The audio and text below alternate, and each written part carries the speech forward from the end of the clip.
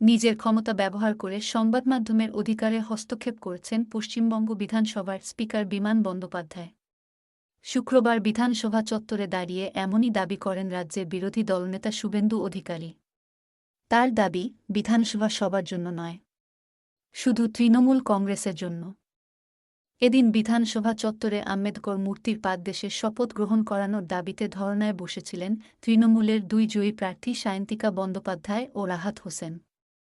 সেই খবর সংগ্রহ করতে বিধানসভায় যান সাংবাদিকরা। তবে বেশ কয়েক মাস আগে বিধানসভায় সাংবাদিকদের গতিবিধি নিয়ন্ত্রণ করেছিলেন স্পিকার। সাংবাদিকদের মাইক্রোফোন নিয়ে বিধানসভা চত্বরে ঢুকতে দেওয়া হতো না। এদিন অবশ্য সেই বাধা ছিল না। এরই মধ্যে বিধানসভা ভবনে নিজের দফতর থেকে বেরিয়ে আসেন শুভেন্দুবাবু। সাংবাদিকরা তাকে কোনো প্রশ্ন করার আগেই তিনি সাংবাদিকদের প্রশ্ন করেন, আজকে আপনারা বিধানসভায় ঢুকলেন কি করে? অধিবেশন চললেও তো আপনাদের মাইক্রোফোন নিয়ে বিধানসভায় ঢুকতে দেওয়া হয় না।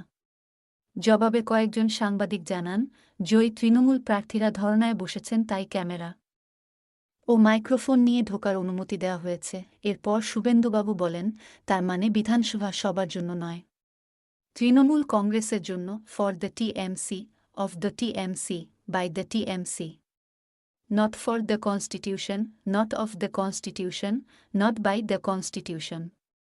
একে ধিক্কার জানাই। তিনি আরও বলেন, বিধানসভার অধ্যক্ষ তার ক্ষমতা প্রয়োগ করে সমস্ত প্রথা ভেঙে রাজ্যপালের ভাষণ দিয়ে অধিবেশন শুরু করেননি। একই রকমভাবে রাজ্যপাল তার ক্ষমতা প্রয়োগ করে দুইজন জয়ী প্রার্থীকে রাজভবনে শপথ গ্রহণ করতে ডেকে পাঠিয়েছেন। মনে রাখতে হবে, পৃথিবীটা গোল।